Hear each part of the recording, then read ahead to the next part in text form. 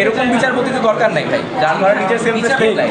টিচারের ওইখানে হাত দেওয়া আর হচ্ছে বাবার ওইখানে হাত দেওয়া একই কথা। আমার বিচারপতি ওয়াইফের আমি শেষ এক সেকেন্ডে শেষ হয়ে গেছে আমাদের।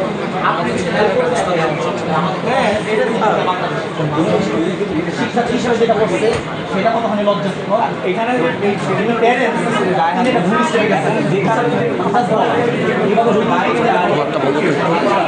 কি হয়েছে একটু বলো, কি হয়েছে একটু বলো। 200-র বেশি সার্ভিস ও ফিচারে লেনদেনের সব বিকাশ অ্যাপে সম্ভব। আমাদের শিক্ষক তার প্রতি যে অবমাননা করা হয়েছে সেটার দৃষ্টান্তমূলক সাজা আমরা চাই, এবং যে বিচারকে কাজ করেছে তার বিচারিক ক্ষমতা কোনো যোগ্যতা নাই, আমরা তার বিচারিক ক্ষমতা থেকে সে যে বঞ্চিত হয়েছে এটা দেখতে চাই, এবং তাকে অবিলম্বে তার পদ থেকে পদত্যাগ করে এবং দয়াচারের প্রতি যে অন্যায় হয়েছে সেই অন্যায় দৃষ্টান্তমূলক শাস্তি আমরা চাই। এবং আমরা জানতে চাই যে আমাদের প্রিন্সিপাল স্যার কেন এই বিচারপতির বাসায় ঠিক কোন ক্ষমতা বলে নাকি অর্থ বলে কী কারণে তিনি তার নিজের ক্ষমতাকে বাঁচিয়ে রাখার জন্য বিচারপতির বাসায় আমাদের দয়াল স্যারকে পাঠিয়েছিলেন, এই প্রশ্ন আমি দেশবাসীর কাছেও রাখতে চাই। এবং যে তদন্ত কমিটি আগামীতে যে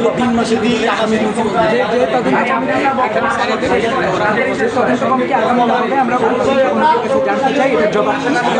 আমরা বুঝতে পারছি অবিলম্বে এই প্রিন্সিপালের পরিবর্তে একজন সেনা এডুকোর থেকে ব্রিগেডিয়ার জেনারেল র্যাঙ্কের একজন আর্মি প্রিন্সিপাল, এটাই আমাদের 15 এপ্রিল আজকে কোনো দেখেন আজকে হচ্ছে 25 এপ্রিল, আজকে প্রায় 10 দিন অতিক্রম হয়ে গেছে। প্রতিষ্ঠান থেকে কোনো কার্যক্রমই করে নাই। মেন ঘটনাটা আমি বলছি, আমাদের দয়াল স্যার তিনি ক্লাসের একটা ছেলেকে, মানে সবাই তো তার স্টুডেন্ট, সবাই সমান অধিকার, তো সেখানে ওই ছেলেটা বারবার তাকে সে যেহেতু ফিজিক্সের টিচার আপনারা জানবেন, তো সে বাংলা কোশ্চেন একটা লাইন বুঝতে পারে না, সে লাইনটা দয়াল স্যারকে জিজ্ঞেস করছে। দয়াল স্যার ফার্স্টে বলছে কি তুমি একটা বাংলা টিচারকে জিজ্ঞেস করো, আমি তো ফিজিক্স স্যার, তুমি বাংলা টিচারকে জিজ্ঞেস করো, আমি এখন ফিজিক্স পড়ো।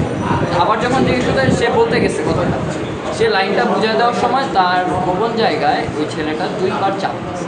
কার? শিক্ষকের, দয়াল স্যার। একটা স্টুডেন্টকে এই কাজটা করতে পারে? পরে ওই স্টুডেন্ট কোন ক্লাসে পড়ে? ওই স্টুডেন্ট ক্লাস 10-এ পড়ে। এবং যখন স্যার উত্তেজিত হওয়াটা স্বাভাবিক, একটা ছাত্র কি স্যারের সাথে এই ব্যাপারটা করতে পারে? পারে না। স্যার রাগান্বিত হয়ে 2টা থাপ্পড় দিয়েছিল। এটা বাসায় গিয়ে ও বানায় টানায় কী বলছে, আরও এক্সেস বলছে। তার বাবা হচ্ছে বিচারপতি, সে ক্ষমতা বলে শিক্ষককে তার বাসায় পর্যন্ত নিয়ে গেছে। আমাদের প্রিন্সিপাল কতটা অধম, তাকে ফোন দিছে, প্রিন্সিপালও আবার সুন্দরভাবে তাকে পাঠাই দিছে। কোনো মানে বনের যদি একটা পশু যদি একটা সিংহর কাছে বলার ভাষায় নাই ভাই, যা করে মানে প্রিন্সিপাল সবার পাশে এটা বেরোইতেছে।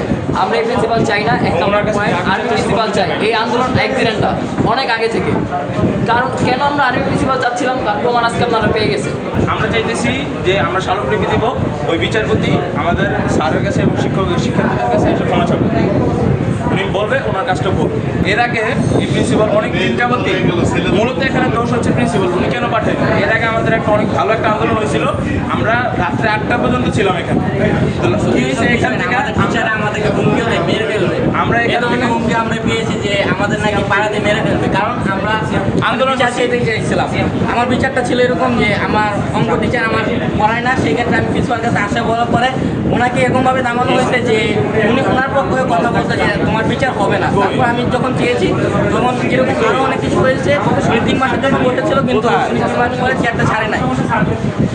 এখন আমরা আমাদের বাবা সমাজ দয়াল স্যারের আমরা যিনি বিচারপতি মাপছে হয়েছে, ওই স্টুডেন্টকে আমাদের স্কুল থেকে বহিষ্কার করতে হবে এবং প্রধান বিচারপতি এসে আমাদেরকে এবং আশ্বস্ত করতে হবে যে আমাদের এই বিচারপতি নেক্সট আর এই কাজ হবে না, নেক্সট এরকম কাজ হবে না এবং এই বিচারপতি একটা সুষ্ঠু একটা বিচার চাই।